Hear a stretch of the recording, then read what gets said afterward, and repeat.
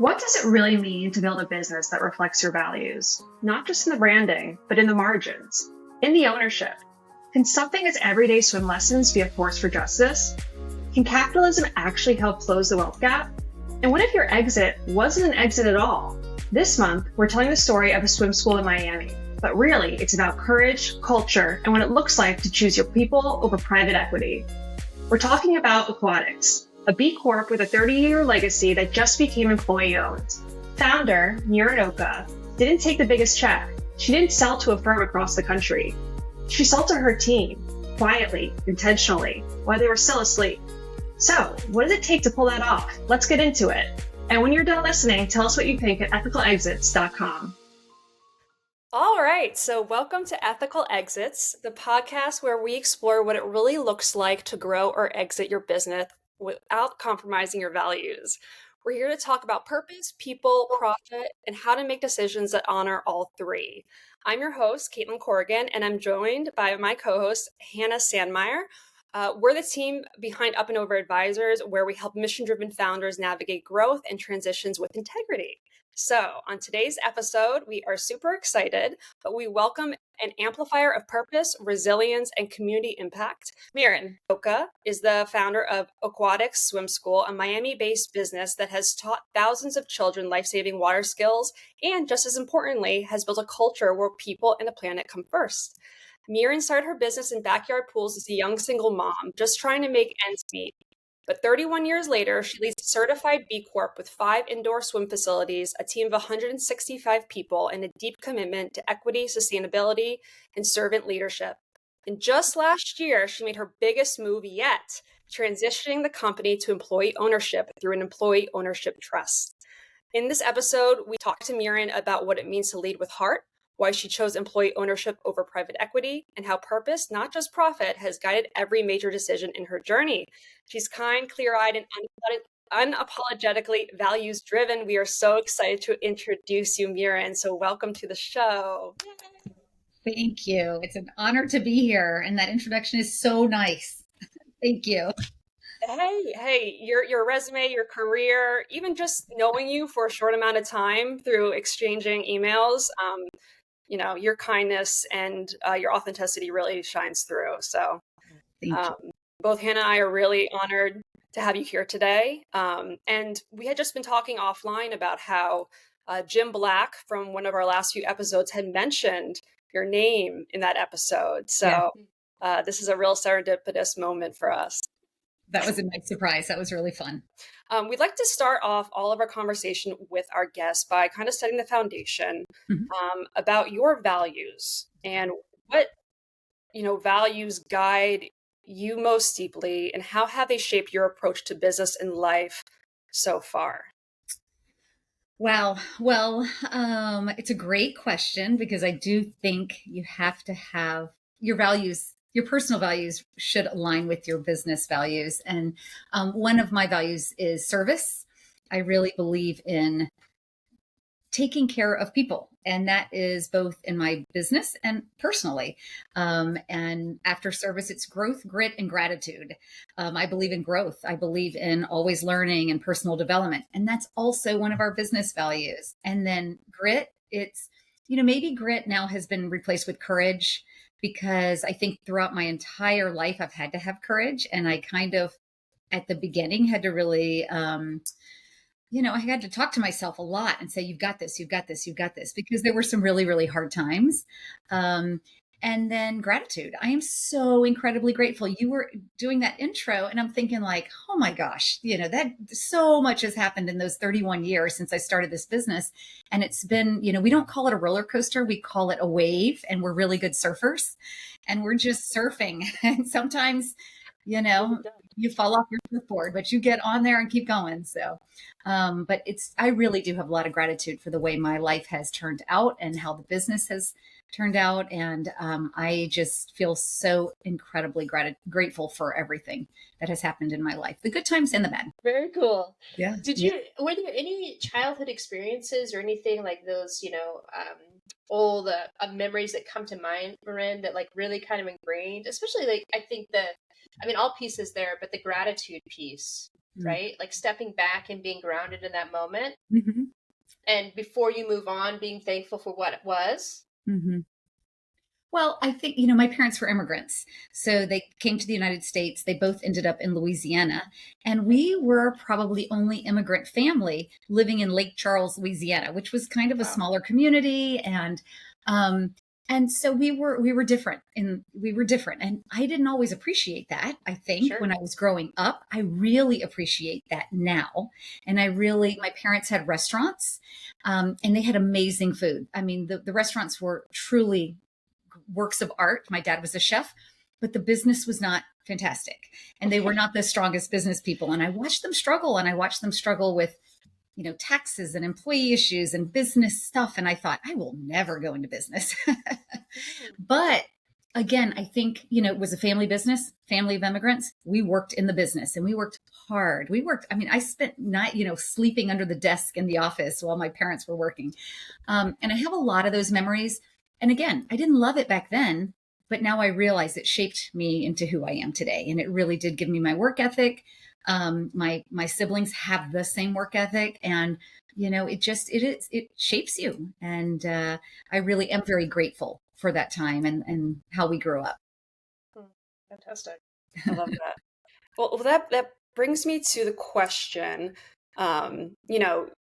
You had always, worked in business. You created this work ethic that kind of set the foundation for the rest of your life and what you built over the last 31 years. Mm-hmm. But when you started this business in your early 20s, what was your original vision when you started, and how did it evolve over time? Well, my work ethic was directed at getting a college scholarship. And so I did. I got my family, they worked really hard, but my family could never afford tuition at Sure. a private university. And I really wanted to go to Tulane University in New Orleans. So I got that scholarship, and it was a tuition only scholarship. And I got 2 jobs teaching swimming to pay for all the things that tuition only scholarships didn't pay for. And it was great. I loved it. I loved everything about it. I was in school. I was getting my degree in biochemistry. I was going to go to medical school, and I was going to become an orthopedic surgeon. I had my entire life planned out. Wow. And then I got pregnant. Oh, At the age of 19, I got pregnant in college. And yeah. that was, I was, oh my gosh, what am I going to do? And I wish I could tell you that I was really happy on the day that I found out I was pregnant, but I was not. I was so full of shame, and I was scared, and I was stressed, and I was financially strapped. I had no medical insurance. And, my very carefully crafted plan of getting my degree, going to med school, becoming a surgeon was all falling apart. But what I didn't realize it at the time. Again, you look back and you're grateful for those times. That day changed the trajectory of my life, and it put me on a path to something that's far more fulfilling and satisfying. But I had to own it. I had to step up, and I had to make the best of the situation. And that's why I moved to Miami, because my mom was from Cuba. She had recently moved back to Miami. And I got a job. I did go back to school. But when I graduated, my son was 1.5 years old, and there was no way I could go to med school. In my brain, I couldn't go to med school with a toddler. So I thought, well, I'll just open this tiny little business teaching swimming lessons, and I'll go to med school when he's older. And he's now 33 years old. And, fast forward, I never went to med school. Everything's happened. So it really has been quite the adventure. Lots of ups and downs. Well, and why swimming? Were you like a lifelong swimmer? What was there passion behind there, or Yes. how did that avenue take place? Yeah. I was a swimmer in high school and college when I first got to school, and it was what I knew. It was the only thing I really knew how to do. And so I thought, well, I'll just teach swimming lessons. This I can do, and I know I can make money doing it. So, and it wasn't going to happen. I wasn't going to do this for very long. So I just thought I'll do it for a few years. And it is something that has been, the more I did it, the more I realized I really loved working with children and families. I really loved providing them life-saving skills, because that's what we do. And I really, really loved, I would hire somebody. I remember my first high schooler that I hired, and kind of helping him. And giving him a job. And then I hired somebody else. And then we got a little hotel pool to teach swimming. And then we got a little country club pool, and the business is growing.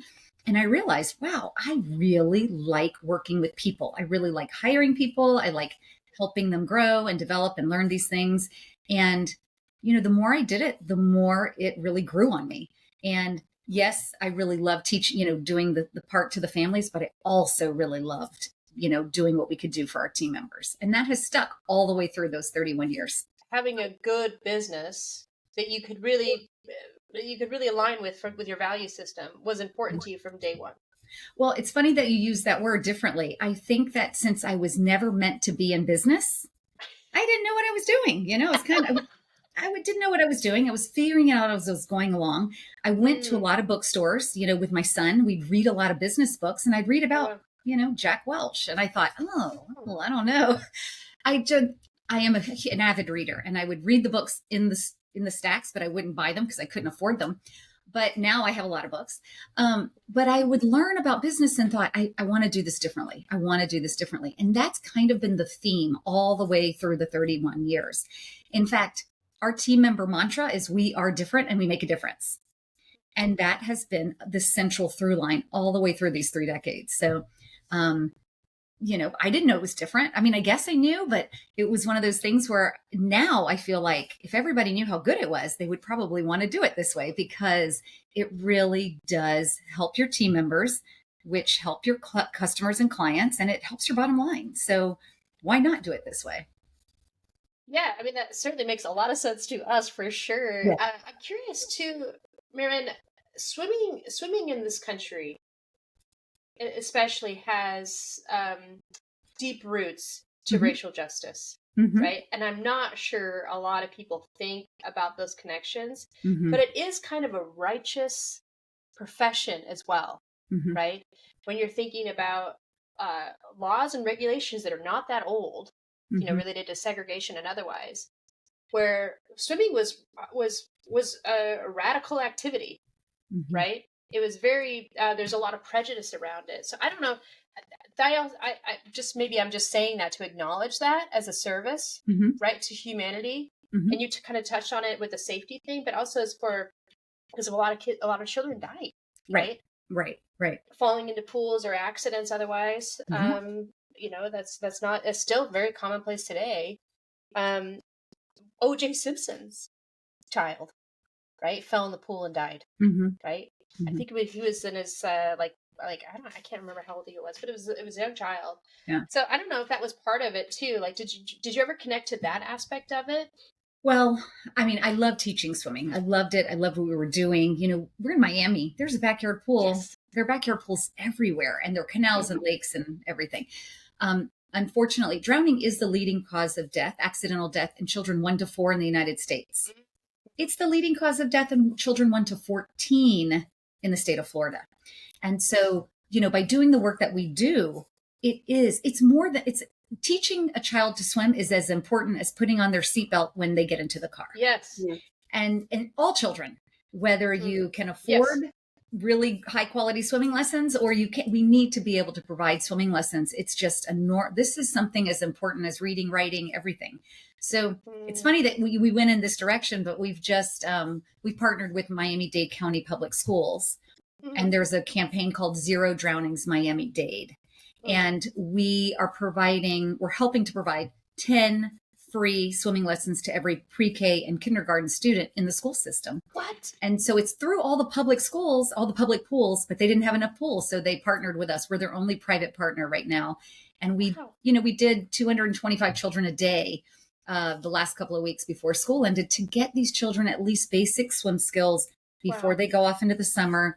And it's also to teach them safety behaviors, and those water safety skills that they have respect for the water and those things. And it's such an important thing that all the children in Miami-Dade County need, not just the ones who can afford swimming lessons. So absolutely. Huge. Amazing. Did you know that mission-driven companies are 63% more likely to outperform their peers in times of market volatility? At Up and Over, we specialize in buy-side M&A sourcing for companies like yours, focused on purpose, impact, and growth. Our goal is simple: to help you scale through strategic acquisitions that align with your values, to fuel positive change. Ready to take your business further? Visit upandoverinadvisors.com to learn more. Yeah, Yes. you're providing them with tools for life, right? And many Absolutely. aren't, introduced to that in many areas of the US and around the world. So what you're doing is absolutely fantastic. And I think that, that story that you just said, that you've always had the right intentions, right? Maybe you weren't always like, somebody who was into the grittiness of the financials of the business at the beginning, but you always had the people around you who worked for you, supported you, uplifted you in mind. So I can see how that trajectory into employee ownership happened so seamlessly. So, I'm curious, what led you to explore that route of employee ownership? That's now a part of your company's legacy and your own. Mm-hmm. Well, I think we've always operated, we've always we always thought we were doing a good business, and we were also taking care of our team members. And we found Certified B Corporation, we heard about this thing out there, and we thought, well, we're pretty good. Let's take this assessment. And we did, and we didn't do very well. So we're like, oh my gosh, we have work to do. And it really helped us. The B Impact Assessment is a great tool. It's a great resource. Right. To help your business get better, especially in the areas that it's measuring, on community and workers and governance and environment, those things. So we did that. And so we were always striving to be better. We're always looking to be better. And in 2014, June of 2014, I was first approached by private equity. And it was, a couple of guys from a group in Texas, actually. And they came to talk to me. And honestly, when they came to talk to me, I didn't even know what private equity meant. I didn't even know, I didn't know what PE and all this stuff meant. And I remember them leaving thinking, I got to look this up. I don't know what this is. Why do they want us? But then over the next 5 years, I saw a lot of our swim school friends around the country start to get acquired and start to go into this space of private equity. And I wasn't thrilled with what I saw for me. It was not going to be the right thing for me. Maybe for them, that's what they needed. But for me, I wanted something different. So that's when I really started to explore employee ownership. And 2019 was when I really started looking at succession planning and all of that. And then COVID hit. So it was like, oh my gosh. But COVID reinforced why it needed to go to the employees, because we got the team together. We made decisions together. We talked a lot about how do we keep this going? How do we protect each other? How do we make this work? And the team pulled together. Amazing, just so incredibly amazing. And after COVID, when all the employees were going back to work and everybody was struggling and saying, our team members aren't coming back, what's going on? We had like 99% of our team come back to work. So it was really great. And that really showed me this is what I need to do. And so 2021 is when I really started focusing on all the different ways of employee ownership. I first thought I would sell it to a group of employees or, stock options or different. I looked at all of that, and it didn't feel right. I really wanted broad-based employee ownership. And then I thought, that was the DIY. I was going to try and do it. And then I found co-ops, and I thought, co-op, that's kind of interesting. And I looked at worker cooperatives, and they really are an amazing tool. And I think that I looked at it, I researched it quite a bit, and I learned that team members still had to buy in a little bit, and that was going to be hard for them to do that.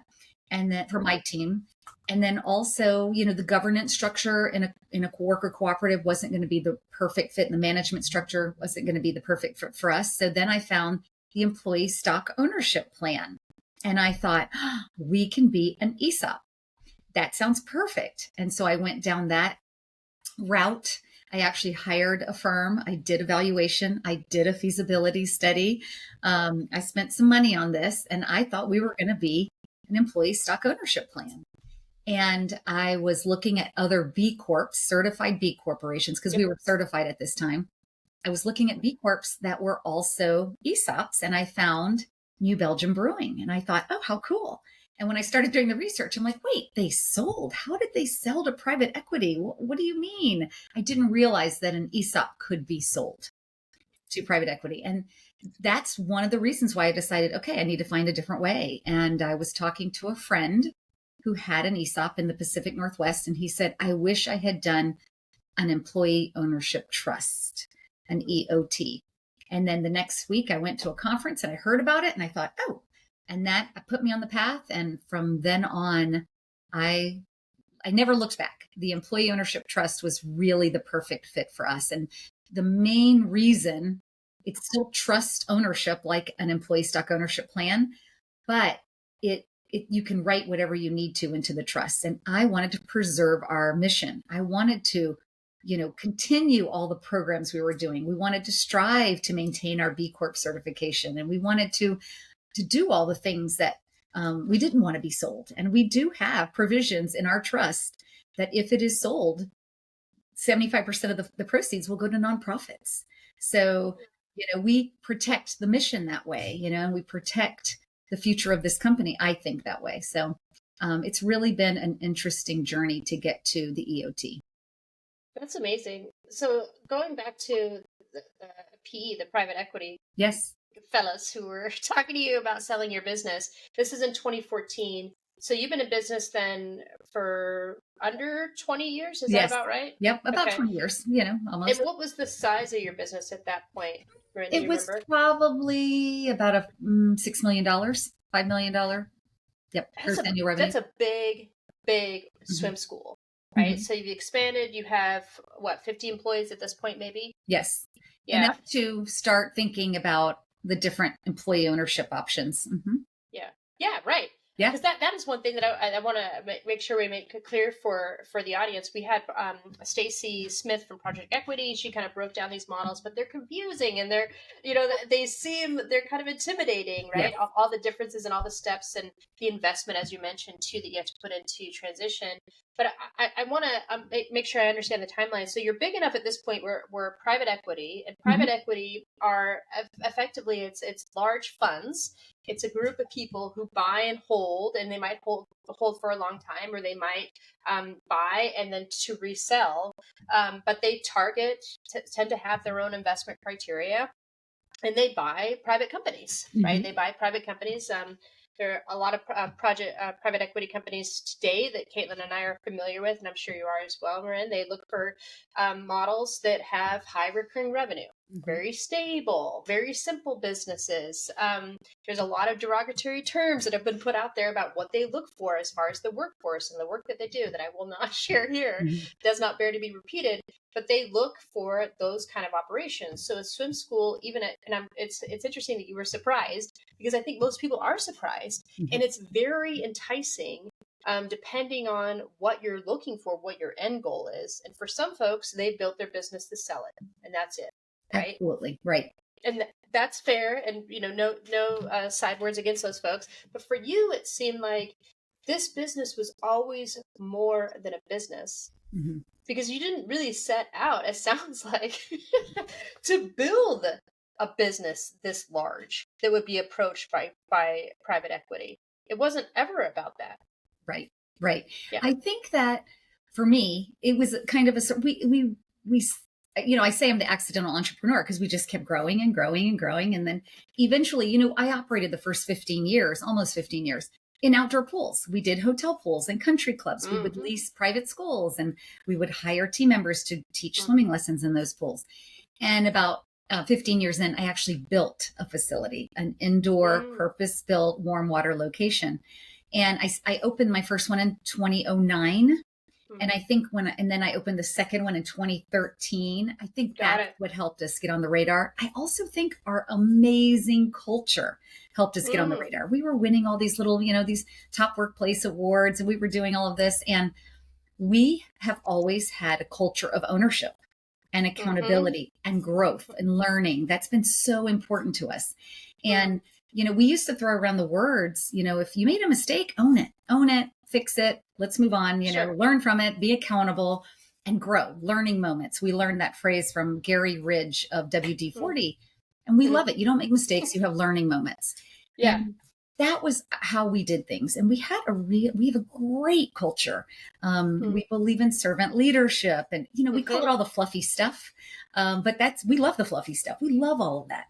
And I think that that's what made us successful. And I think that that's what put us on their radar. Sure.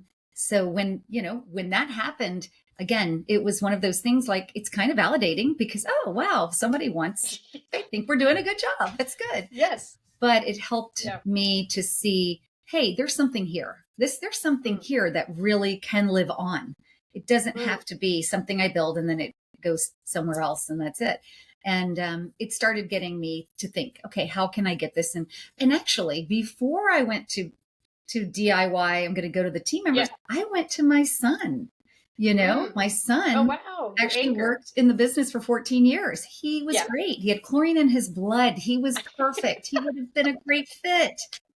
But he didn't want to run mom's business. He wanted to do his own. And I respected that. It was hard. It was really, really hard because I really wanted him to take on the family business. But, and when he made the brave decision, because it would have been easy for him to say, sure. And it's a lucrative business. But when he made that decision, it helped me think about, okay, how do I get it into the hands of the people who are most passionate? And that's our team members. 100%. Yeah. And I mean, we have custodians who've been with us 15 or 16 years. I didn't want this to go to the exec team. I wanted this to be broad-based. So that's how I had to find a way so that everyone could enjoy ownership. Because Miami is, it's a great place. You can work really hard. Yes. You can do very well. And you can work really, really, really hard. Yes. And have 8 people living in a 2-bedroom apartment paying thousands of dollars a month in rent. It's really a tough place to live.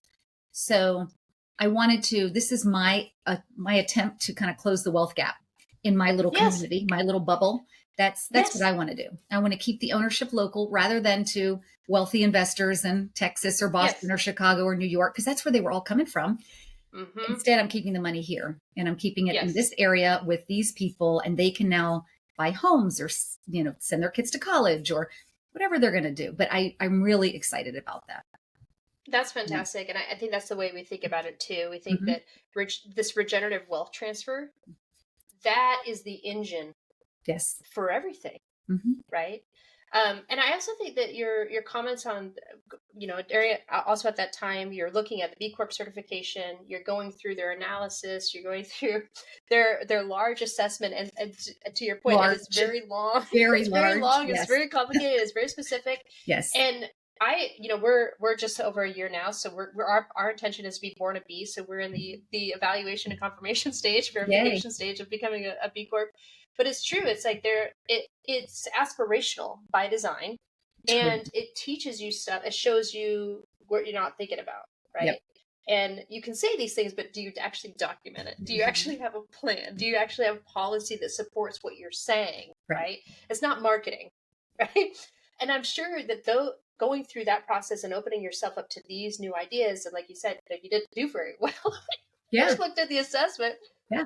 That probably influenced your thinking too around, well, what is my goal with this company?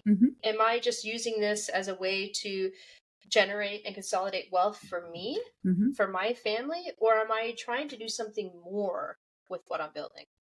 Well, I mean, the B Corp assessment, I think you can score a possible 200 max, and you have to get an 80. You have to get an 80 to get certified. So 40%, that's not right.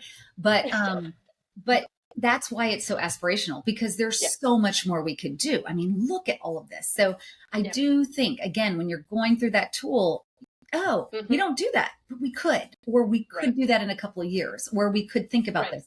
Yes, we got so many ideas, but also I think the value of B Corp certification is in the network you get access to afterwards, So you're not there yet, but when you are, I'm going to see you on the Beehive, and it's this great tool of all the, hey, how do you do this? Or how do you handle this situation? Or does anybody have a contact to help with this? And working with, I try to, when I dress, I try to wear B Corp clothing, especially if I'm talking to a business group, to show that you can make intentional choices and choose businesses that are better for the environment, the community, the planet. And I think that the B Corp, seeing the B anywhere is just such a, it gives me, okay, this is a better product than this, if I have 2 choices to make. So definitely, I think in 10 years, we're all going to be talking about B Corp certification. Like, duh, isn't everybody a B Corp? I'm hoping for that. I'm really hoping for that.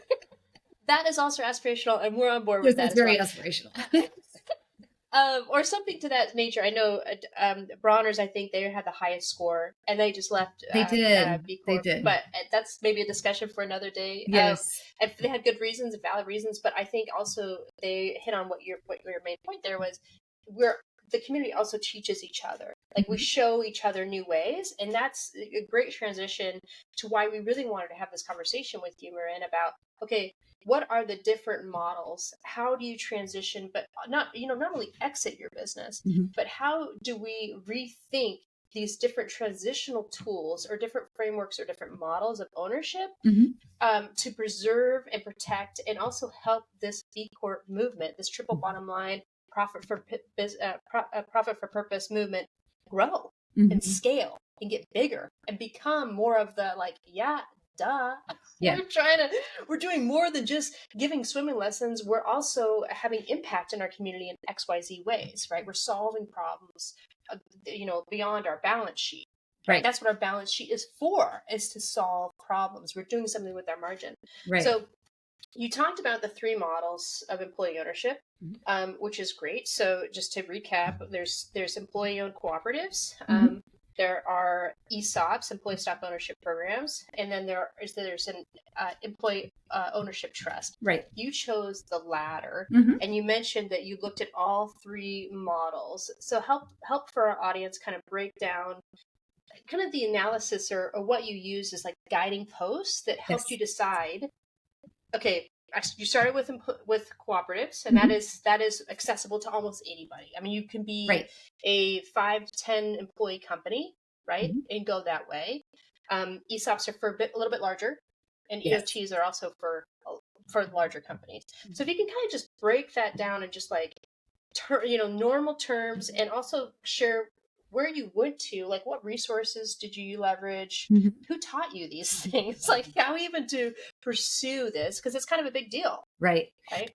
Yeah. We're talking about all these acronyms of the 3, but even before that, it was the DIY, the do it yourself, trying to do, okay, I'll sell stock to these guys or to these people, or I'll do this, or I was really looking at all different ways you could do, direct shares or phantom stock or any of those words that are out there that I did not know what they meant. I had to look up everything.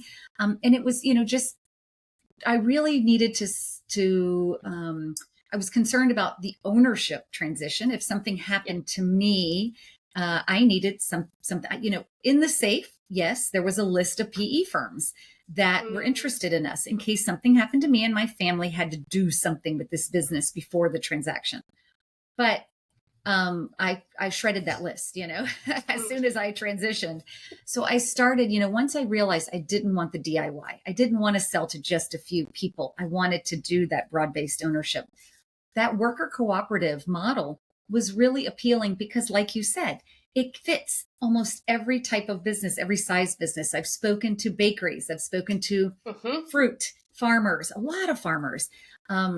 There's an organization here in Miami called Catalyst, and they help businesses transition to worker cooperatives.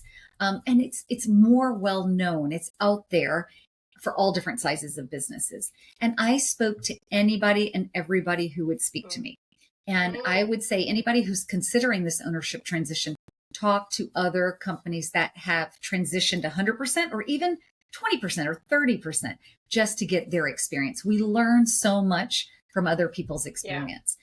And why I was thinking the cooperative wasn't going to work was because I didn't want anybody to have to buy in, because even if it wasn't a lot, I felt like that was going to be it was going to be a roadblock. They were going to say, I got to pay for groceries right now. I'll do it later.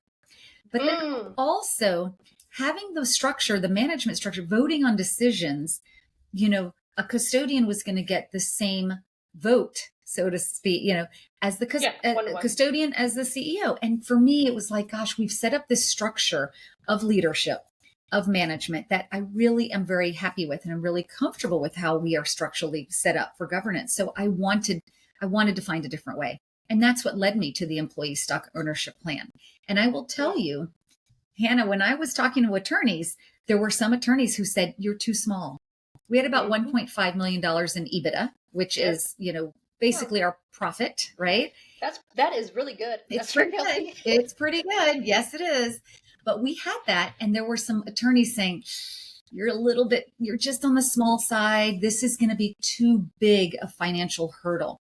Yep. And every year you're going to have to pay for a valuation because you have to set your stock price. Yes. And so every year you're paying all this money to do a evaluation. And there were some attorneys who said, you're too small. Don't do this. And then there were some attorneys who said, you're just right. Do it. And I listened to who I wanted to listen to. As we do. You're in it. And I'm like, no, I can make it work. This will be great. And I did. I went down that road. And when I got into it, I realized the ESOP, the Employee Stock Ownership Plan, is a retirement benefit plan. Yes. So it is overseen by the Department of Labor and by ERISA.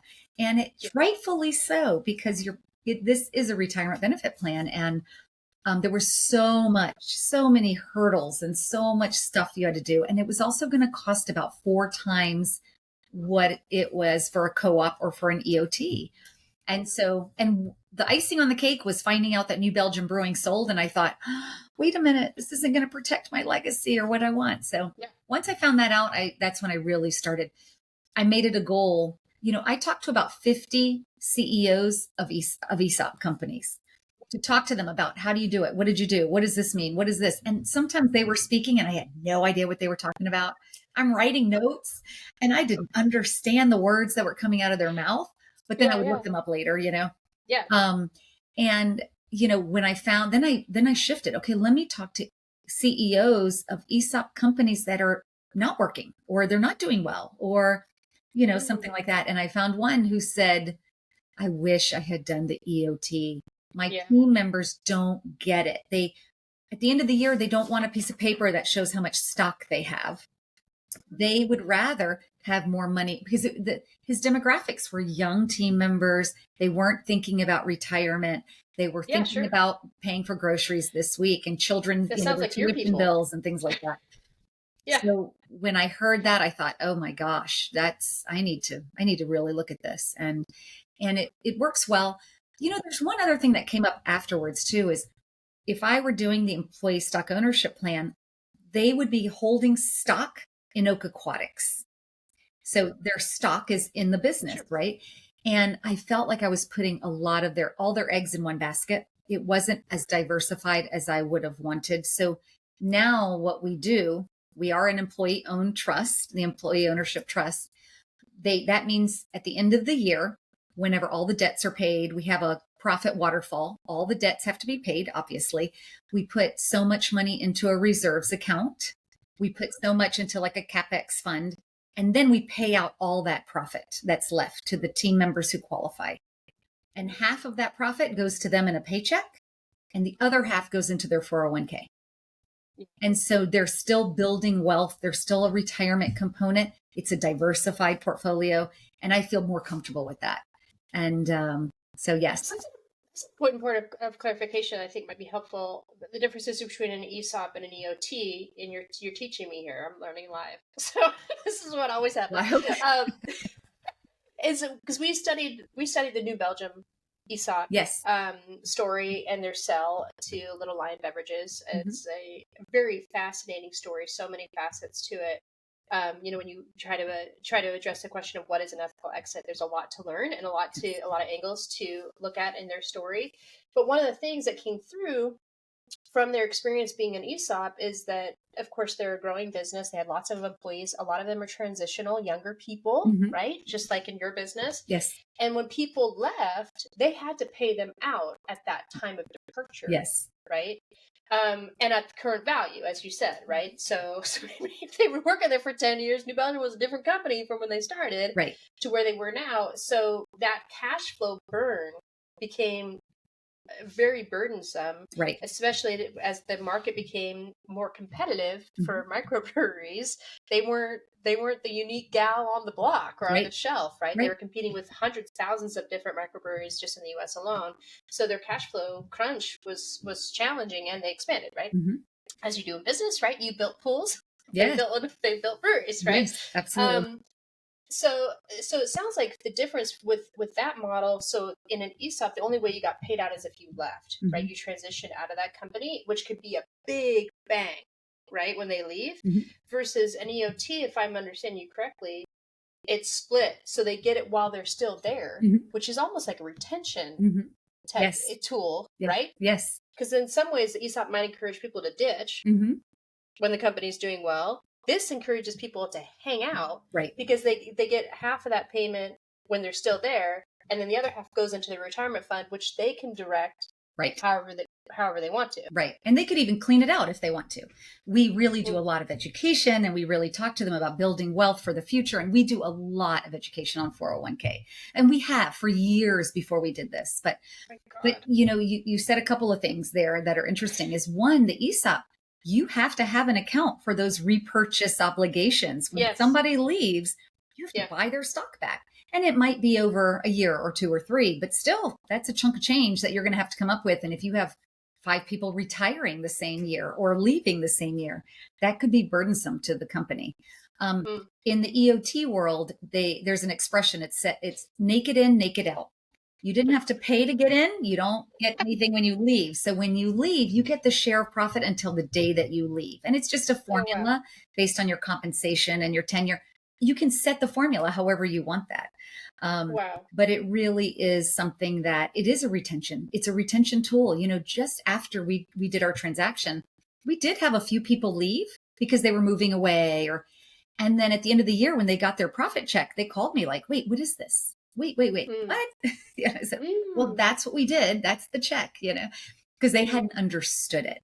And so I think what's really important for anyone doing any kind of transition, anything, a co-op, an ESOP, the employee stock ownership plan, or the EOT, the the ownership trust, education, is we started it before. We did a lot of personal financial literacy before the transition for years before, like 10 years before. But then, once people get confidence in their personal finance, the personal financials, you can teach them business financials. So for about 2 years before we did the transaction, we did open book management with our managers. So they can read P&Ls better than most business owners. And now we're teaching them balance sheets, which is a whole new thing. But these are people that haven't even graduated from college. Some haven't graduated from high school, and they're looking at monthly P&Ls and balance sheets. So I think that's pretty cool. But once we teach them that, they can help us make decisions. They see how the seasonal fluctuations, they can just help us, and they can manage expenses. They can also see that you don't cut your way to profitability. You drive in, your income, and how do we get more enrollments? And now they're out there in the world selling swimming lessons. So instead of, that's the biggest marketing department we have, is our team, our co-owners. We call them co-owners because we don't like the word employees. But right now we have 52 co-owners, and it's amazing. It's fabulous. And we're really proud of that. You should be proud. I mean, even just the effort to teach them financial literacy, what a gift. Yes. I mean, that moves mountains, right? Understanding how money works. We don't do that in this country. Right. No, that's not part of our educational system. And that is so empowering just in itself. Right. And I'm sure that those calls that you get where people are like, what is this check? Are some of the best calls you take. They're amazing. But it's all about its life experience. I think personal financial literacy is so important to me because I was in debt up to my eyeballs. Like I had $60,000 of debt as the young single mother of a toddler. Like I didn't know how I was going to get out of it. I was using my credit card for everything. I was writing those credit card checks, for my housing expenses because I couldn't make ends meet. So once I started to pull out of it, and once I got, I had to take ownership of my financials. I promised if I can get through this, I'm going to help others not get into this situation. And now we talk about that all the time, because we live in an Uber Eats culture where it's so easy to order food and to do this. And if, I have a lunchbox that I carry around with me at work, and I call it's the Millionaire Maker. Oh, I'm going to put the Millionaire Maker in the fridge.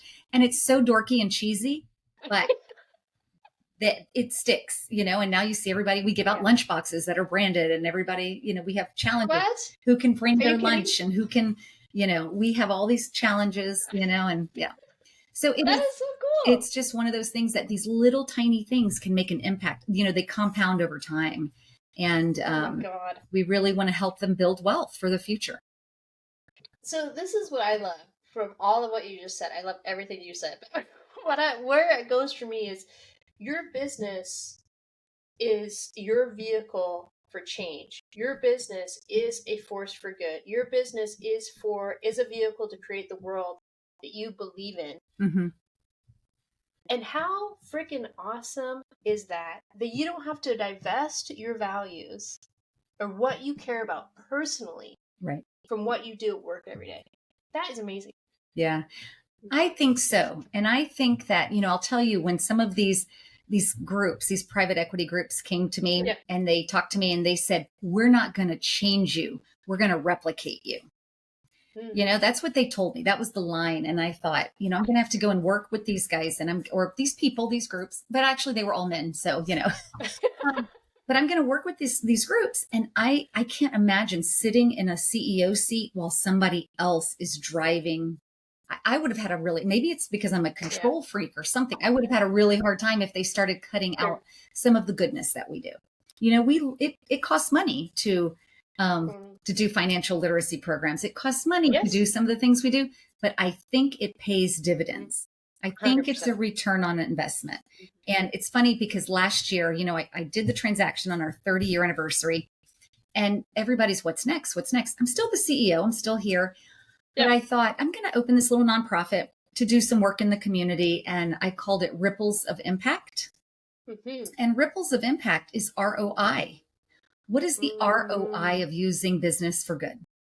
So the return on investment, the ripples of impact, because I do think that I want other businesses to know that you can be really successful by using your business for good. And when you're doing these things, your team members are far more engaged and more inspired and more invested, and they're going to be more dedicated. They're going to stay longer. That's going to help your customers be more engaged and inspired and stay longer. And that's going to help your profit is just going to be healthier and happier. So I do think there's something here. I'm a big capitalist. It's funny. I mentioned that in a talk that I did. I'm a huge capitalist. And somebody came up to me afterwards and said, how can you call yourself a capitalist? But I do believe that capitalism can save the world. It can do good things, for the community and for the world. So I feel like we just need more responsible capitalism. We need more people doing better things. Yes, 100%. I completely ascribe to that. And I didn't always, I've been a pretty big leftist rabble rouser. I've associated with socialist ideas. Certainly myself, but I still do, Yes. But it's not binary. And to go more nerdy on you, I use this quite frequently, but I think it's true. Money is an energy, right? Money is a construct. Capitalism is the framework we put around it, and what we use. But just like in Star Wars, the light and the dark, Yes, totally. Right? Yes. It's the same energy. You can either use it for bad or you can use it for good. Right. You can either use it to consolidate, to extract, or you can use it to regenerate. Yes. Right? It's the same tools, it's the same mechanisms. And I think that you've done that beautifully. And your story is so inspiring. It's so authentic. Like you just showed up as who you are every day. You know what I mean? Mm-hmm. And you just put that into place. You just put that in action. You led with your heart, right? And you're right. I mean, 100%, I think all that soft stuff that people typically see in a transaction and they cull, right? That's the stuff that actually makes your business great, right? That's what makes your business successful and will continue to be successful. And I know, Miren, you've said that you want to be a messenger. You believe so much. You have ripples of impact. You're doing a lot of advocacy in the community. You're part of the B Corp movement. Yes. You're now have an employee ownership trust. One of the few. I mean, there's not a lot out there. No, fewer than 50. Right. In the we're US. Still learning. Yes. We're still learning how this works and how to continue to push this model. I think that EOTs, all employee ownership models, are aspirational at their core to continue to push the movement forward. But what's your core message to folks out there like you? Maybe they're in different phases of their business, across the spectrum, who are thinking about, how do I run my business? What models do I put in place, right? But also how maybe I transition out of my business, but are kind of overwhelmed or don't know where to start, or maybe there's some myths that are like really kind of holding them back. Mm-hmm. What's your core message to those folks? I think that the number one thing that comes to mind is that you can't do it alone. You need a team. You need to have a group, whether it's your team members or it's in a peer group, a network, not a networking group, not where you're going to go and pass out your business cards, but maybe a place where you're sitting there and you can talk about your challenges and hear experiences from other people. But you need a team, you need support, and you need, for me, what was really important in this whole transition is I spoke to as many CEOs of employee owned companies as I possibly could. But before I transitioned to a B Corp, or before we got our B Corp certification, I talked to as many CEOs as I possibly could about B Corp. So I'm out there, and these CEOs want to talk to you. They want to share their experience, and they want, people, if you are respectful and you want to, now don't go in there and ask for their business plans, which I've had that happen. But I mean, if you're asking questions where, what does this do for your, what was your experience like? They want to answer, and they want to help you, and they want to support you.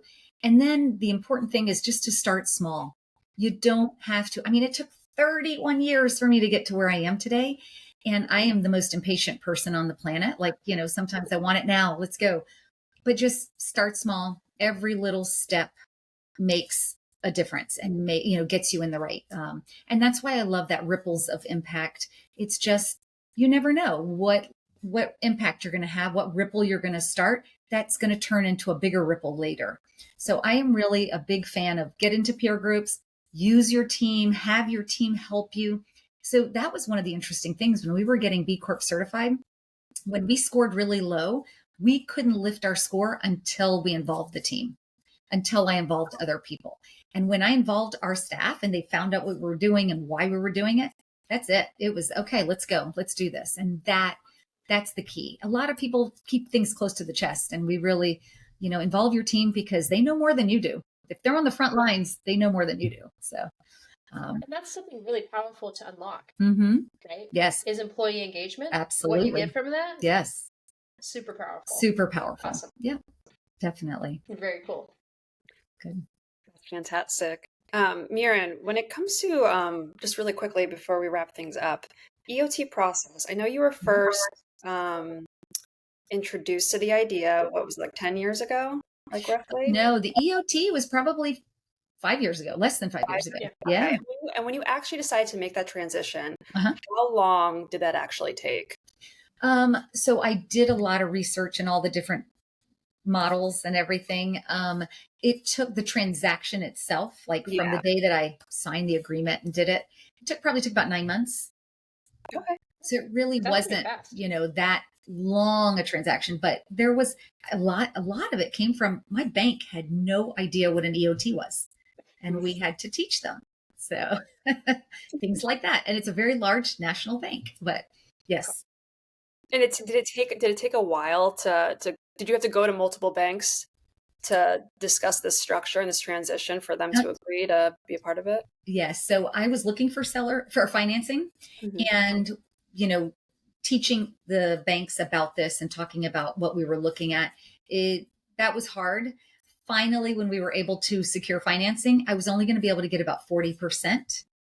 And the interest rates were quite high at that point. So I thought, I'm going to invest in the company that I know the best. And so I chose to do 100% seller financing. So, and that was fine. We own some of our properties. So I had SBA notes with some of the properties that we own. And because of the way the covenants were and the guarantors, I was a guarantor. One of this company was over here, and it was kind of mixed up because of all the businesses that we had. We had to kind of unwind some of that before we were allowed to close because the SBA needed to have everything clean and simple because we were changing the structure of the company. So that probably added a few extra months to our process, but it did take about 9 months. Okay. mean, I was expecting a little bit longer than that. So Yeah. that doesn't sound that bad to me. Yeah, But it's not. But the fact that I did 100% seller financing, the fact that I did 100% of the company, those things made it shorter and easier. It's a little kind of a cleaner transaction. More streamlined. Mm-hmm. Yeah. What a beautiful demonstration of faith, Mm. you know? yeah. Like, how cool for your employees for you to say, like, I believe in you. This is going to work. And I'll put my name on the line. Yeah. Yeah. Again. Yeah. Well, it's funny because a lot of them, when we announced and they didn't know what was happening. And we announced, really? I announced that we were doing this, and I told them that PE had been speaking to us and wanted to buy the company that they had helped build. And I told them I had decided to sell the company. And you see, like, everybody's like, what? And then I told them, wait, I sold to you. While you were sleeping, you became an owner. And it was a really great moment. It was really fun. But there was a lot of confusion. We worked through all of that. And they said, well, how much will we make? How much will we make? And I said, this first year, you're not going to make a lot. Don't build the pool. Don't buy the car. You're not going to make a lot because we had to pay for the transaction. We had to do all this stuff. But how much? And I said, $17. The first year, your profit check will be $17. Okay, plan on that. Well, they made 4% of their income, 4% of their salary. And it was pretty cool because there's a really great reaction video that we did. It's on Instagram, but they were so excited, like, oh my gosh, what does this mean? So I could have, when I did the seller note, again, the trust is so flexible. I could have done it where all the profit for the first 5 to 7 years goes to pay off the debt. But I didn't want that. I wanted, this is the note every month. As long after you satisfy that, the rest is yours. It's profit, And so they worked hard. They, managed expenses. They drove enrollments. They really did. So they deserved every penny they got. They really did earn that money. And so my note is longer. It's a 12 years time, but I'm not going anywhere. I'm here right now, and I'm still the CEO. And I really want them to every year to get more and more and more. Because it just builds their excitement about it and shows them how much more. And if they're here in year 12, this is going to be, pretty amazing. Yeah, absolutely. Yeah. So the employees are the beneficiaries, right? But indirectly. So they don't own shares, but they benefit from the trust ownership. Exactly. That's exactly it. And in the trust, you set who qualifies as an owner. So for me, I just put anybody that has worked 2,500 hours. So once you've worked 2,500 hours, that you earn ownership. And that's about 15 months of full-time. But we have a lot of part-time people. So it's maybe 2 years of part-time. And we do have a lot of part-time people who are doing it. And if anyone were to leave, because some of our people are students or I'm going to go get my real job, because we do have that happen. But then they come back. We have a lot of people who come back. They have to earn another 1,000 hours to get back. Yes. But those are all, the trust is so flexible. You could set any of those rules you want. And I really like that. I could do that. Too, Kayla, before we close, I think it's important. Remind us too for our audience, right? You talked about with an ESOP and with New Belgium Story, they sold the company overnight. The employees were no longer owners. Yes. What is different? I understand that you're going to stay. You're still having a good time. Yeah. I get it. You're having a great time over there. Yeah. So you're still hanging out. Your son doesn't want the business. You now have an EOT. Mm-hmm. What happens if you leave? Mm-hmm. And then can the company still sell at some point? They can. So if I leave, they have to find a successor CEO, right? Because right now I'm filling that seat. Sure. But let's say this is 10 or 12 or 15 years down the line and they decide to sell. In the trust, if the company has to be wound down for any reason, in the trust, 75% of the proceeds, especially if it's already paid off, would go to nonprofits. And it's nonprofits. I designated 1% for the planet partners, anybody who's vetted under 1% for the planet.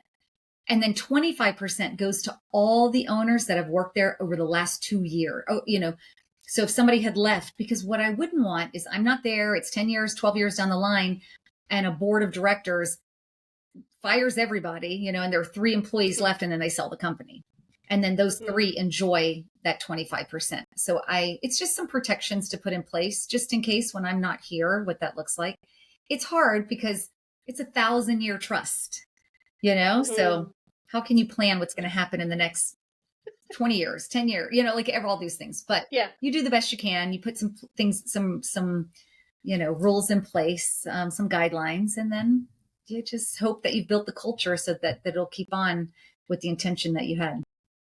Yeah, amazing. And when you explored an ESOP or like other trust models that are similar, you learned in that process ultimately, and what happened with New Belgium Brewing is that they have a fiduciary duty to act in the financial best interest of the beneficiaries. And in this case, it's the employees, right? So if like private equity comes along and offers a very high purchase price, the trustees might be legally obligated, right, to accept that offer. Yeah. Whereas with EOT, that model protects employees because they don't have to sell to the next bidder. Yeah, that's absolutely correct. And that's what worried me, is that trustee, you might not want to sell, but the trustee has to sell and it's that fiduciary responsibility. And we have a trustee, we have a trust protector, all of those same things, but their roles are a little different. So, but in the ESOP, that was one of those things that really, when I found that out, I thought, okay, well, this just reinforced why I wanted to go to the EOT and why I think we made the right decision. Yeah. 100%. Well, I think that this transition, this model that you've taken on is incredible. And we were so excited to talk about you and your story and the impact that you're making, in the world and in your community. So we're both so grateful for that. And you've mentioned so many nonprofits today, so many different organizations and communities that you're a part of, which we think is fantastic. We love it. But we always close our discussions by spotlighting one of those causes that is really important to you and is really close to your heart. So we'd love our listeners to learn more about that if you can share. Well, I already talked about Ripples, so I'll wait. And, I really love 1% for the Planet, because it's the organization that was co-founded maybe by Yvon Chouinard, the co-founder of Patagonia. And I think it's a really unique and interesting, it's a kind of the umbrella organization that vets organizations, nonprofits.